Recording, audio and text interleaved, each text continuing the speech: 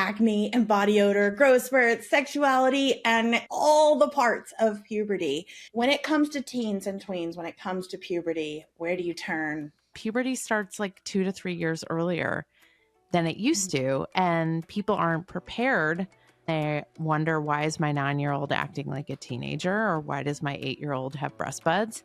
Half of all girls enter puberty between 8 and 9, and boys enter puberty between 9 and 10, which means half have already done it before then. And frankly, there's a lot of misconception of who's still in it. A lot of parents think it goes from 11 to 14, wham, bam, done, and I don't have to think about it once they're in high school. And no, it is stretching like taffy. It extends all the way through high school for most kids, well into post-high school for many kids. So what is puberty?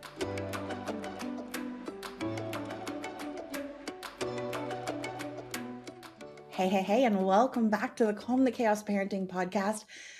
Oh my goodness, today's topic is about acne and body odor, growth spurts, sexuality, and can I list anything else? But it's all the parts of puberty.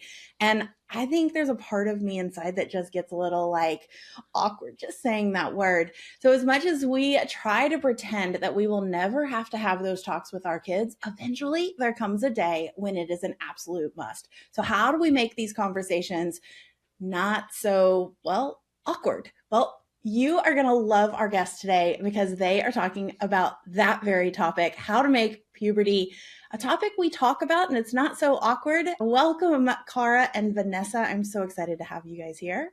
Thank you. Thank you. We were just giggling right before we got on because right before this, I was in my kitchen and I had the book and I'm going through and pinning things. And I sat down next to my daughter who's 11 and we have very open talks about periods and about her developing body and about things like that. And so it would never feels that awkward talking to her. Now my boys, it's a different story. So I said, you got any questions about puberty? I'm about to go on a podcast. And she goes, no, Mom, like in the most annoyed voice ever. So my husband comes in. I'm like, you got any questions on puberty?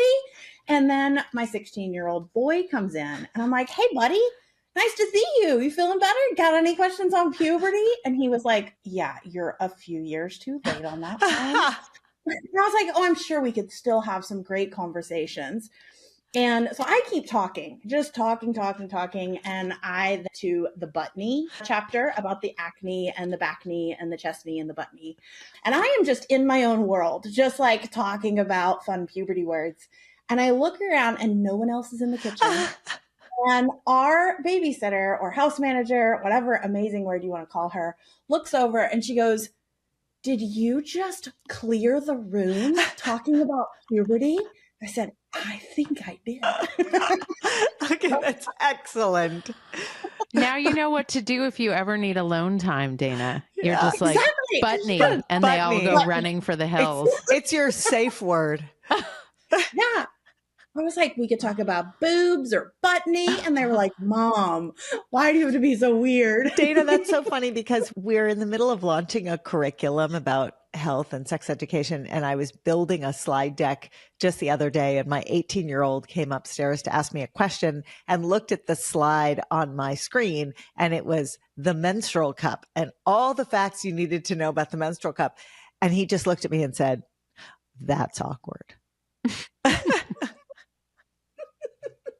It's so good. I think when I was interviewing with you guys for the book, when my book came out, I had just had a lovely conversation with my son about sex. And he was like, Mom, don't ever tell people that this is what you're good at talking about because you're doing a terrible job. You're like, that's why I have Cara and Vanessa on the podcast, so they can do this part.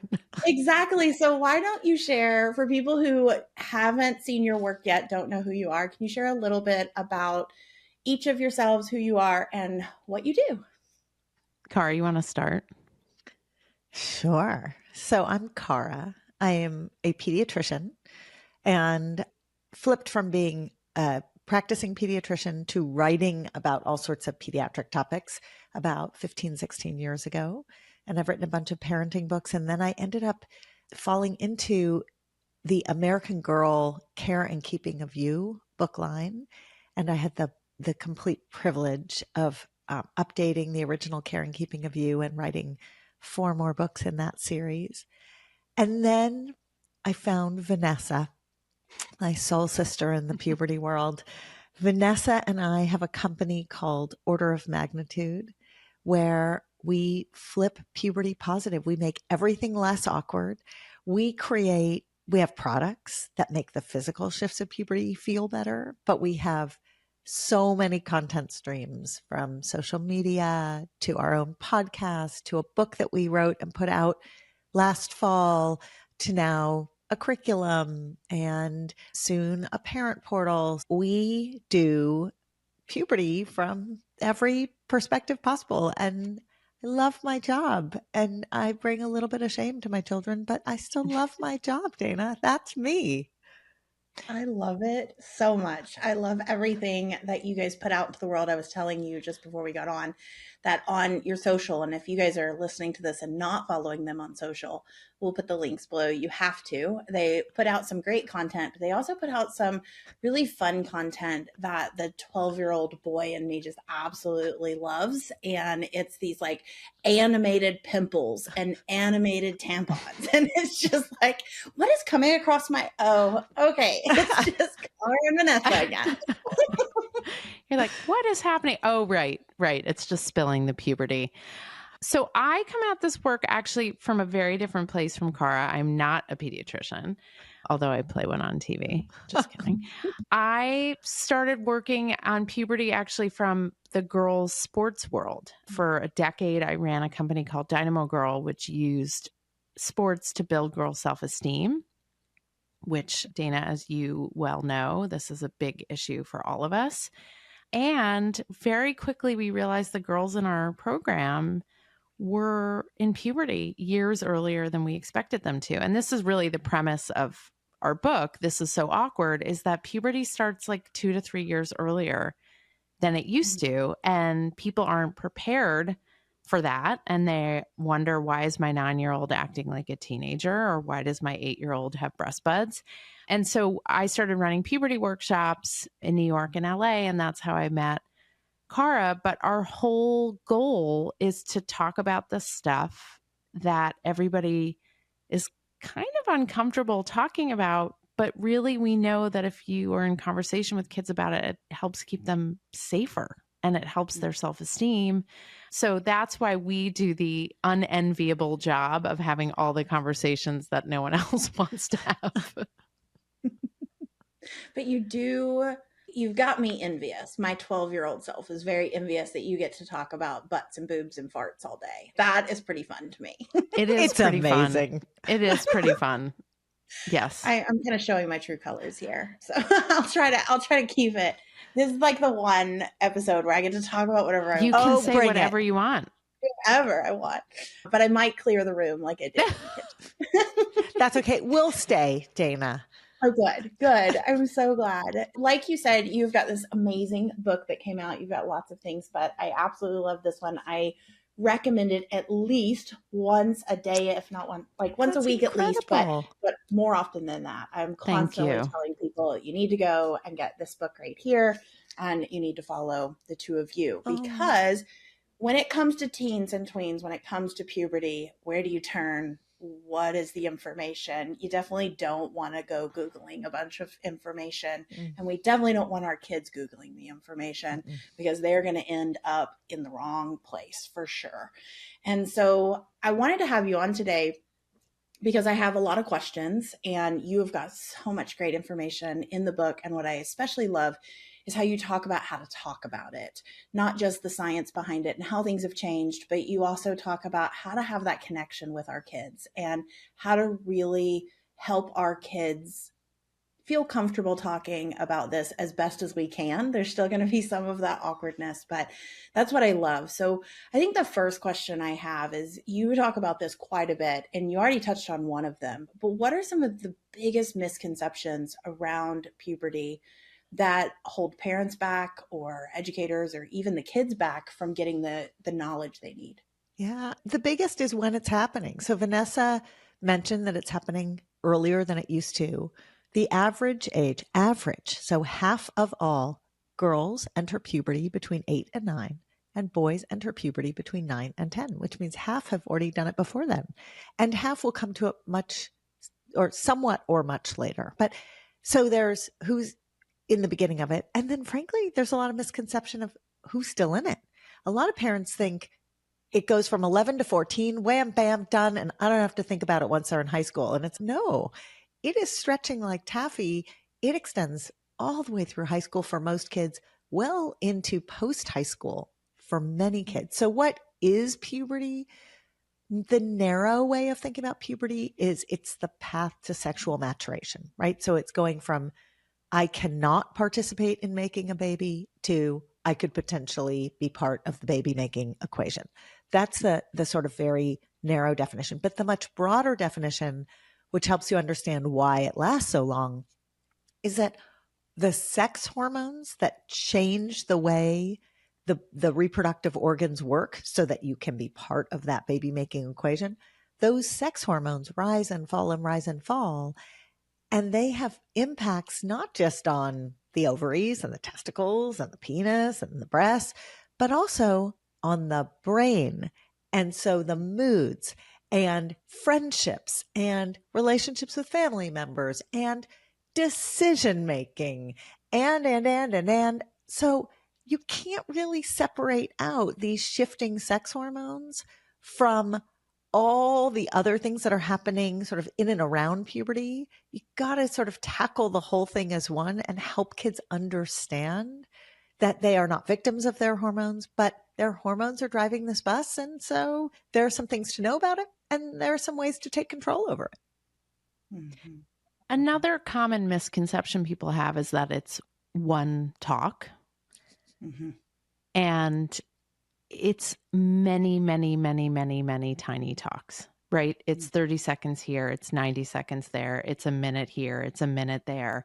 Because as Cara says, there's so many topics to cover, not just physical, but emotional and social. And to do that, you have to walk alongside them as they evolve, as new issues come up in every facet of their lives. And just give them little pieces of information over time. Because as you know, Dayna, and you talk about in your work, if we dump a ton of information on kids, they can only assimilate an nth of what we give them. But if we give them little micro pieces of information over time, it's less overwhelming to everyone, and they can actually take on board the information we're sharing with them instead of trying to like drink from a fire hose. And so for those people listening who are like, oh God, okay, I got to have the talk.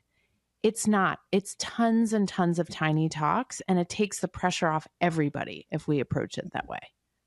And I think that kind of feeds into one of these other questions I was thinking about in my work. I talk a lot about the mindset being a really big piece. It's not just, oh, we have to be connected, we have to help our kids understand, but also what we bring to the table, our own perspective, our own shame and guilt and fear, and our own stories about puberty are going to affect how we show up and have that conversation. And so you thinking, oh my gosh, I've got to have this talk. When I asked my community, what is one question you have? That was the big thing, is like, how do I even get started? I'm so afraid to have this talk. And so I want to talk about how to have the talk in a bit, but first, can we address the fear and the shame and the guilt and the worry behind these conversations? Yeah. So we start every talk, and we basically start the book with the concept of leaving your baggage at the door. Because our own adolescent memories, our own experiences in puberty are literally seared into our brains. And frankly, for a lot of people, there's trauma. And we know that trauma is seared into brains in a way even more profound than just regular adolescent memories. And acknowledging that and thinking about it and finding a trusted adult, your own trusted adult, right? A partner, a friend, a therapist to unpack those memories with before you move into your conversations with kids is really important, because our kids are not the repository for our memories. They should not be carrying our baggage alongside their very, very heavy baggage. And so there's like prep work we have to do on ourselves before we can even begin the conversations with our kids. That's so helpful. Did you have anything else to add, Cara? Yeah, you could see my lean in. Vanessa I nails did. it. I saw you get You closer. saw me I was get like, close. "Ooh, it's going to be good. It's going to be so good." Vanessa nails it perfectly. And this is one of the reasons I partnered with her was I saw her give a talk about how to leave your baggage at the door. It might have involved Vanessa wearing big pink underpants over her jeans. Don't ask. It was amazing. But like she did this exercise with this group of adults where they literally wrote their baggage on Post-it notes and then they stuck the Post-it notes outside of a door and then walked through the door and went into the room. And it was this really amazing exercise, which physically reminded them, this is not about them, right? So it's very hard for us to distinguish our scars of coming of age, some of which had to do with the physical transformations of puberty and some of which had to do with social shifts or relationships or whatever it was. But it's very hard for us to separate that out from the trauma that we anticipate our kids will feel. But we have to. We have to. That is, and it's a whole lot less exhausting if you do. It's so much more enjoyable to have the conversation when it's not about you relitigating your own childhood. 100%. I just got off of a coaching call right before this, and that we were talking about meltdowns and about her kids getting dysregulated, but it's the same thing. She was walking into the situation so afraid of the outcome and so afraid of the break in the relationship like she had with her mother that she couldn't walk into a situation without holding on for dear life. And that was then affecting the conversations and the regulation. So it's such an important point, but I didn't want to just jump into how to have conversations because I think this mindset piece is just so powerful. I love that. Yeah. So jumping in now that we have left our baggage at the door, pink undies and all. You've got the visual, right? Yeah, Locked I have in. got the visual. Yeah.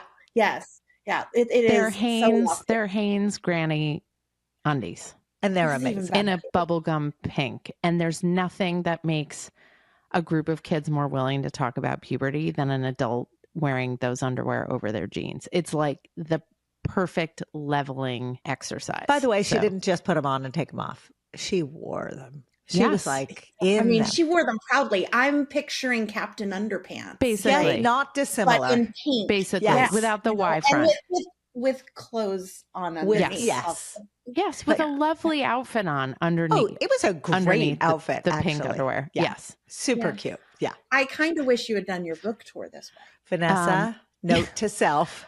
I don't think the 55 schools that we spoke in front of would have been very pleased if I showed up wearing. Maybe one of them would have. There were a couple there. Too different for next time. So, Dayna, the funny thing about how to get into the conversation is something we say a lot. We say it in the book. We say it all the time. And it's the phrase, and this is going to infuriate people. It depends. Right? Like it depends on your personality. It depends on your kid's personality.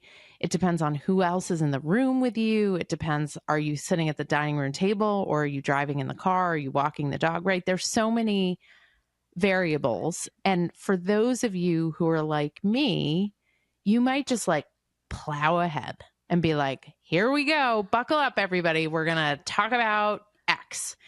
But if you're like Cara, you might approach it very differently. You might come in, a little gentler, a little more diplomatically. My kids would be amused with that description that I'm diplomatic. If you came in like Cara, not in her family life, yes, you would come in professional. Cara is much more diplomatic. But I think one of the things that we like to advise people is to start, like we said earlier, you're not backing up a dump truck and just letting it all slide out onto your kid because that's not that useful. So start with something easy. Start with like, okay, I know I got to talk to my kid about their body parts and about reproduction, and I'm going to start there.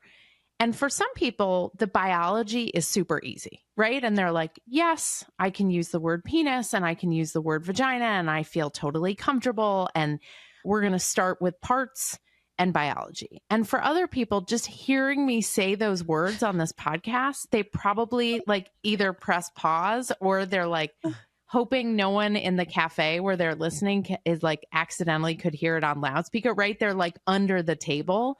And that's also fine. So for some people, talking about the relational part is easier. Talking about love and respect and connection and curiosity, right? Everybody's got a different starting point, and we want people to start where they feel most comfortable and confident, because as they gain more confidence, they will continue to have those many, many small conversations. You talk about something in the book that I really love, because one of my favorite pieces of research that I just like lean into is this idea that you only have to get parenting 75% right. I'm like, I can be a C student. Yes, I can do this.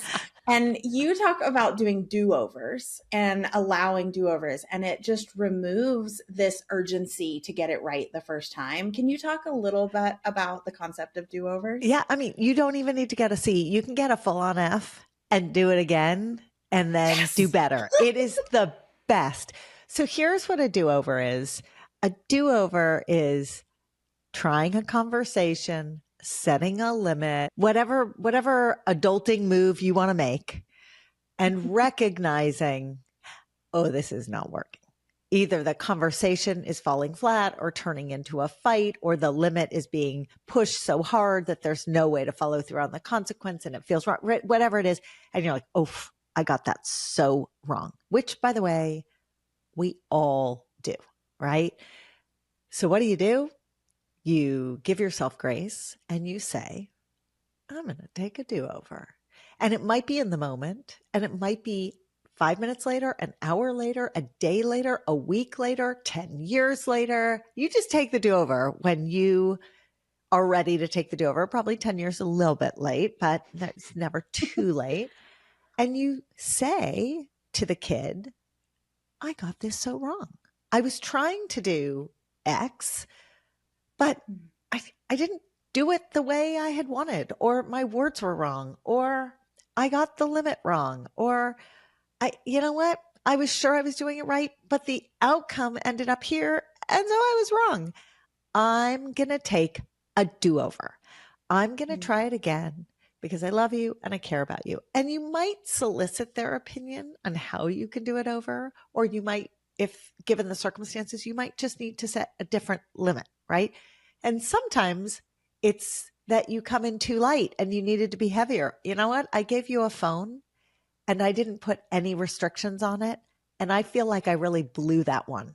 So I'm going to take a do-over and I'm going to put parental controls on. And this is why. Or sometimes it's the reverse order. You cannot go out with your friends ever on a weekend. And suddenly your kid's feeling pretty socially isolated. I'm going to take a do-over on that, right? So it requires that you understand the impact of your choices, which requires that you are able to actually keep your eyes open and observe a situation. It also opens up the opportunity for the kids who are watching you do this, make mistakes and take do-overs themselves. We tell them all the time, failure is great. Taking a do-over shows them you can come back from failure. There is a path back from failure.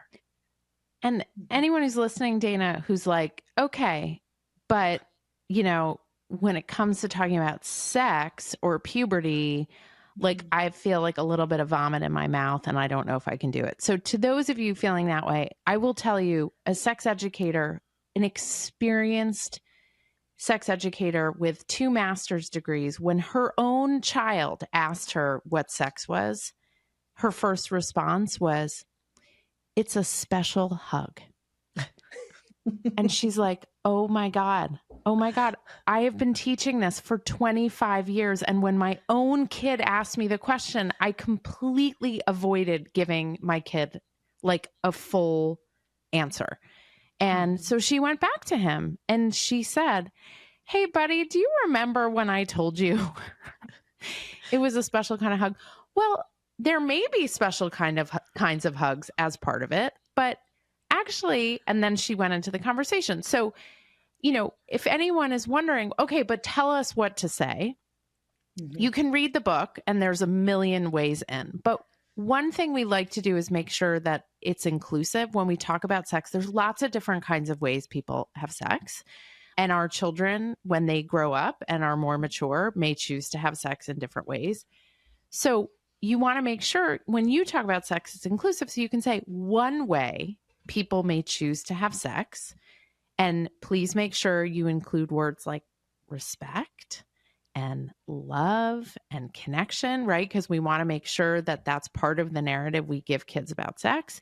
One way people may choose to have sex is a person may put their penis inside another person's vagina, and they have permission to do that, and they have consent, and maybe they laugh, and maybe they talk, and it should feel good, and they should feel connected with each other. And I always say, at which point your kid will likely do what your kids did to you, Dayna, which is promptly leave the room. And that's fine. It doesn't mean you're going to have a kumbaya moment where they're like, oh, Mom, thank you so much for sharing that really meaningful and heartfelt definition of sex. I'm going to carry that around with me for the rest of my life. I am so grateful to you. You are the best mom, and I love you so much. It's not going to happen. But what have you done? You've given them information about biology and physiology. You've used correct anatomical language. You've included the embodied human experience, the emotional experience of love and connection, and you've talked about consent. You have covered 4 really critical topics in all of 5 sentences with your kid. And yes, they left the room, but they heard what you had to say before they left the room. 100%. You're leaving those breadcrumbs. Yes. To kind of come back to. Yes. Exactly right. Yeah. So now that you've breached the topic of talking about a hard conversation like sex, what are some of the hardest topics you find parents struggle to talk about? Or does it depend, like you said earlier, and everyone, some people are more comfortable with one than another, or are there just, these are the most common challenging conversations to have? Well, it depends is probably the most accurate answer. However, there are some very common ones in the it depends bucket that impact almost all families, just in different ways. Body image is probably the biggest one that jumps to mind, because the body image ideals that kids are confronted with, they're there from the minute kids are born. It's really, we live in a very visual culture. And unlike conversations about sex, for instance, which start when kids are of a certain age, depending upon if they ride the bus or not, when it comes to body image, it's really something that they're steeped in from day one. And many parents carry their own body image sort of issues or histories or visceral memories of what it felt like to be in a transforming body. Remember, puberty is going to stretch out over a decade. And over this decade, the body is going to completely transform. And these kids are supposed to be A-okay with this whole process. Like, how tall are you going to be? I don't know. How curvy you're going to be? I don't know. What texture is your hair going to be? I don't know. Where on your body is all that hair going to show up or not show up? I don't know. You could say this about 25 different elements of puberty, and there's no predicting any of it. And the kids are expected to keep it together and be okay with all of it. So now you add that to the stew of, by the way, there's a perfect way your body is supposed to look. And it doesn't matter. This is not a girl thing. This is an everyone thing. That's a lot. And so I've rarely met a parent who's like, oh, body image, I got that. I'm not stressing at all about that topic. Every parent I know feels the burden of those conversations and is worried about putting their foot in their mouth or creating an issue by even having the conversation. But lest you forget the theme of everything we do, the conversation is never going to create the issue. Even if you say something wrong, you can take a do-over. So if something comes out in a way that you think, I just did that, I just made a comment about body image that I'm worried is going to scar my kid, take a do-over. I'm worried about the way that comment's going to land. And I want to go back and try it again. But that to me, Vanessa, would you say that's the biggest? That's a biggie, and masturbation is a biggie. And I was super impressed on our book tour how many people in a room full of 200, 300 adults were willing to say, how do I talk to my kid about masturbation? Which when we were growing up, like there's no way in hell that question would even have been uttered like one-on-one at the book signing table, let alone in front of the whole group.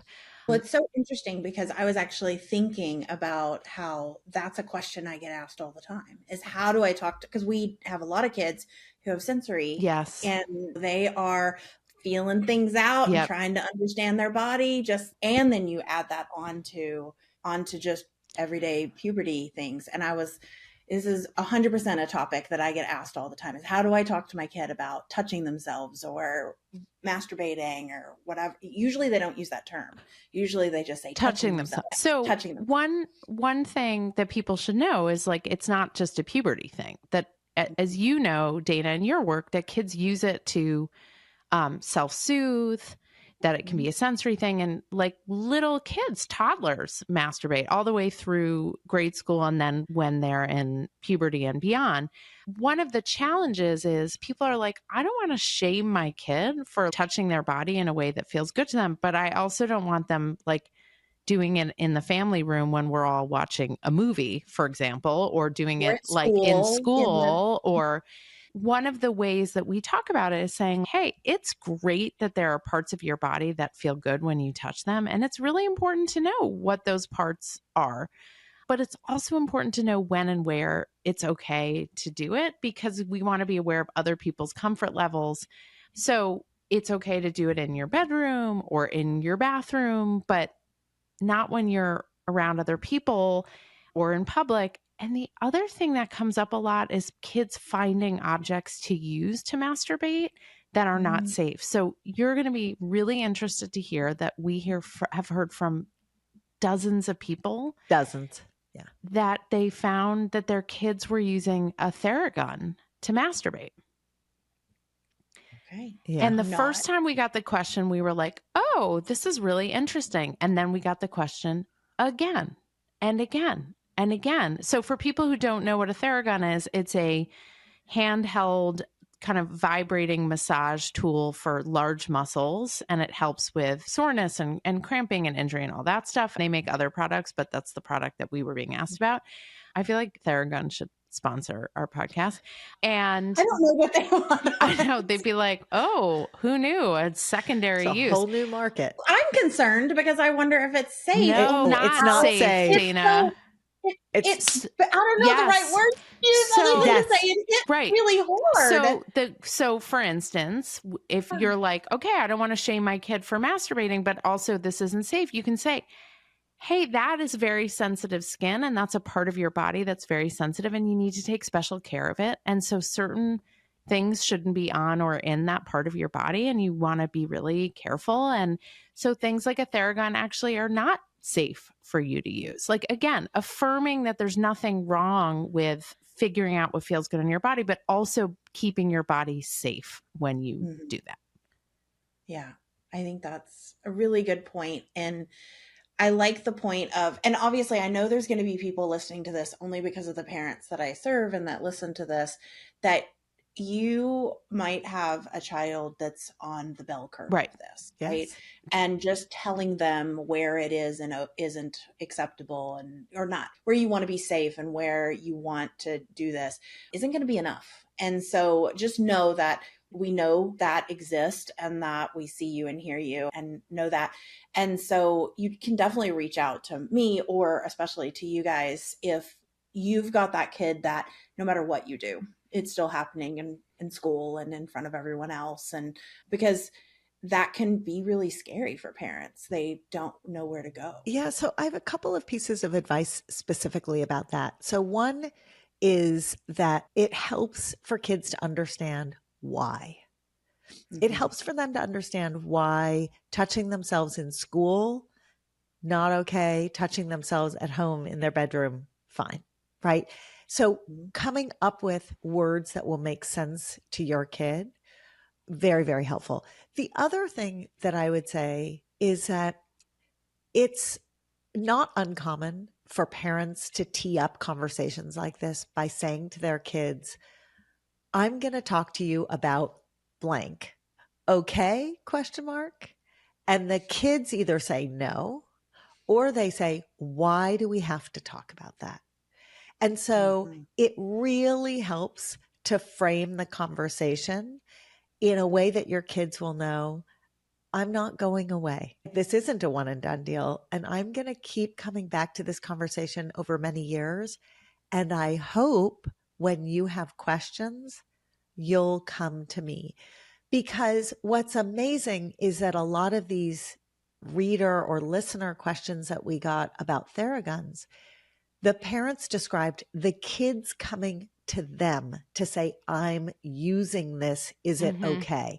Oh. That it is a wow.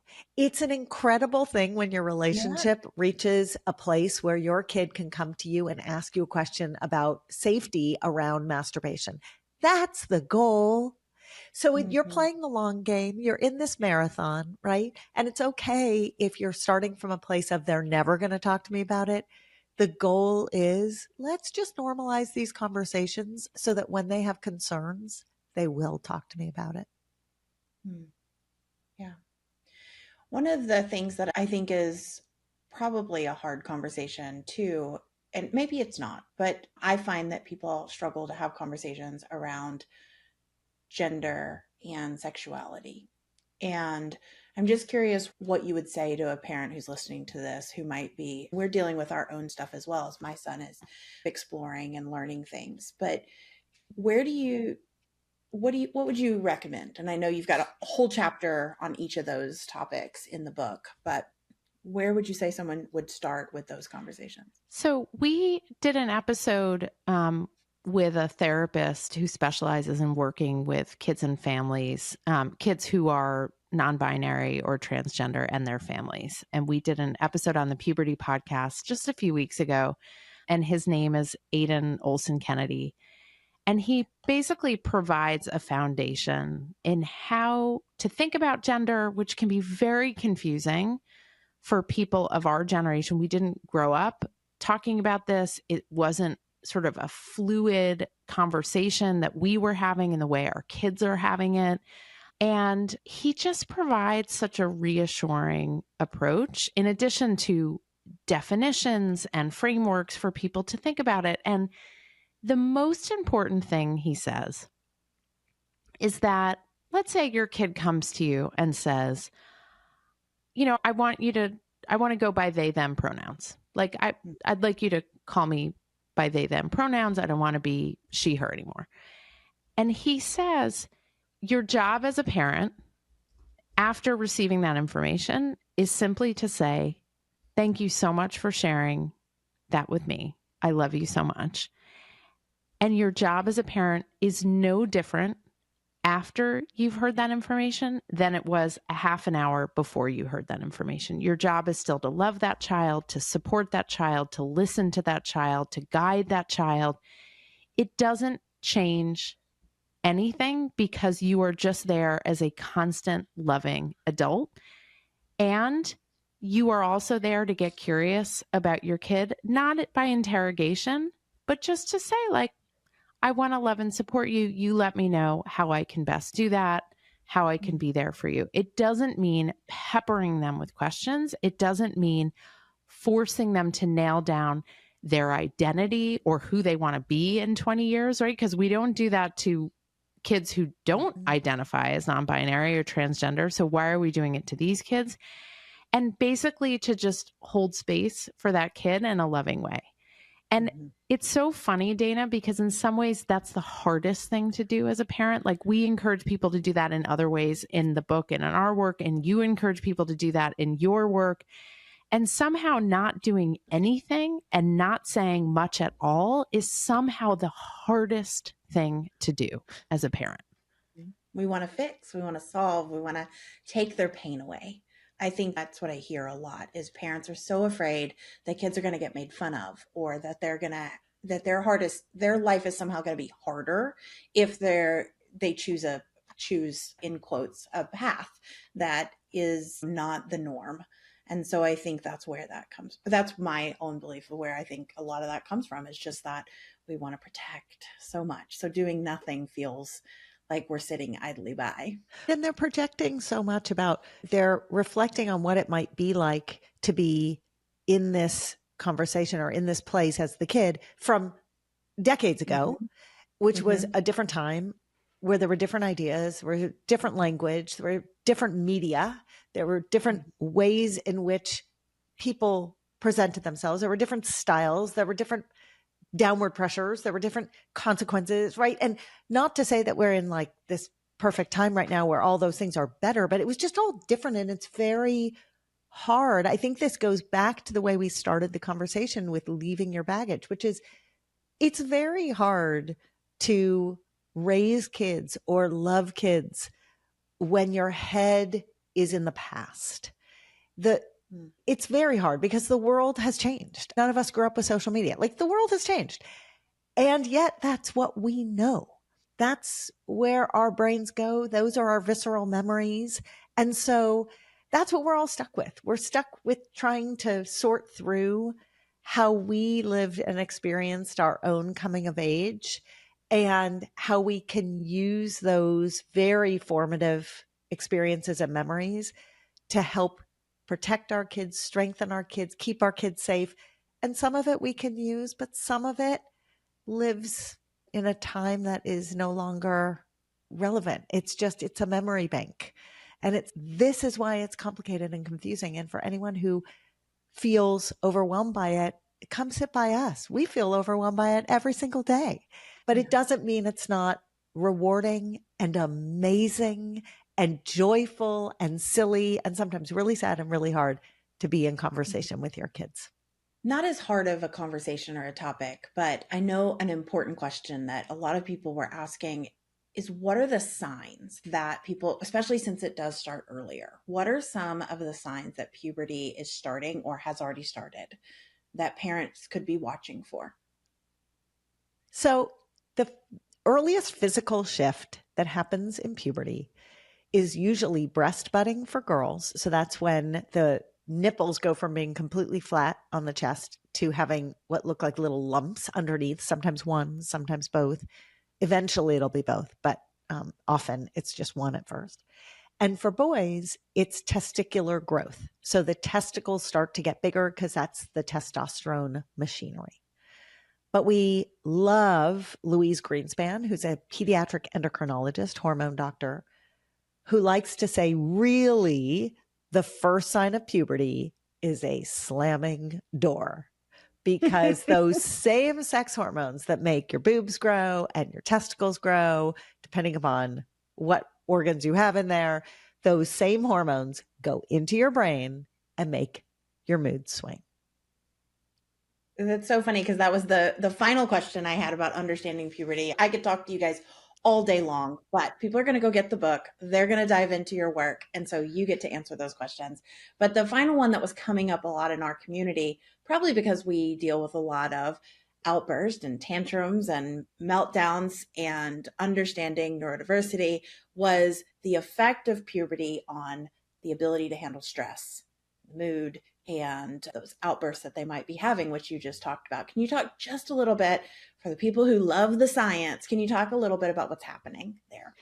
It's amazing because if you think about puberty, people think about the outward signs, right? The physical signs. But now we're talking about the mood swings. And the mood swings are caused by the sex hormones circulating in the brain and the body. And the sex hormones, testosterone, estrogen, progesterone, don't just rise gently over the course of the decade of puberty. They are like a roller coaster with no seatbelt, right? They are like the craziest Six Flags roller coaster you can think of, and then take away the safety bar.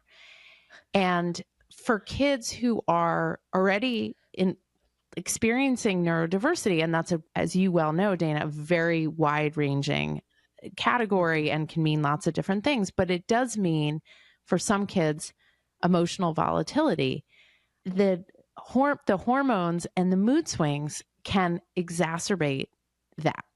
Now, having said that, a parent who is already well versed in addressing their kids' mood swings, who understands that those outbursts and those mood swings are not volitional, that they don't have a bad child, that the kid is not quote unquote evil or manipulative or out to get them, but is rather a child who is managing their own physiology and the chemistry of their bodies, and their brain is reacting to that reality, that parent is better armed than so many other parents who have not developed the tools to manage outbursts, to handle tantrums, right? In some ways, your community is the most qualified to handle the mood swings of puberty because they understand co-regulation. They understand the importance of breathing. They understand the value of empathy and how you cannot go hot to hot. You can't fight fire with fire. You have to help a kid calm down. Those are all the tools that people need to manage mood swings. And so it's actually a great skill that's already been built for folks, and they're really qualified to handle the mood swings, which, I mean, is anyone really good at handling mood swings? No. Are we really good at handling our own mood swings? No. But at least we have more practice, and parents who have been parenting through this for maybe a decade already are actually really good at recognizing how to handle this new stage of mood swings. I love that. As we wrap up, I like to ask every guest that comes on the same question. And it is, if you only had 1 or 2 minutes and you're sitting in front of a parent who is facing puberty and the scary conversations, and I know you do this every day in your work, what would you want them to walk away with just 1 or 2 minutes? And each of you, I'd love to hear from both of you. It's like the riddle about if you only have one wish, when you rub the genie bottle and the genie comes out, what would you wish for? I wish for endless wishes. That's in my 1 minute, I would say, I'm here and we're going to keep talking about all this stuff. And my goal as someone who loves you and whose job it is to keep you safe and healthy is to ask you the questions openly and regularly, and eventually to be the one who's on the receiving end of your questions. And I'll always answer them honestly. I love that. My wish for myself, I put myself in this category along with everyone else, is to continue to get better and better at listening more and talking less. It's so hard, as we talked about, that the desire to fix and solve and lecture. But we hear from kids over and over again, I just want my parents to listen and to validate me and to be there for me. And could they please stop talking? Love that so much. I love it. Okay. Thank you guys so much for coming on, for sharing your time. I know you are busy ladies and have a lot going on. Where can people find out more about you and follow your work?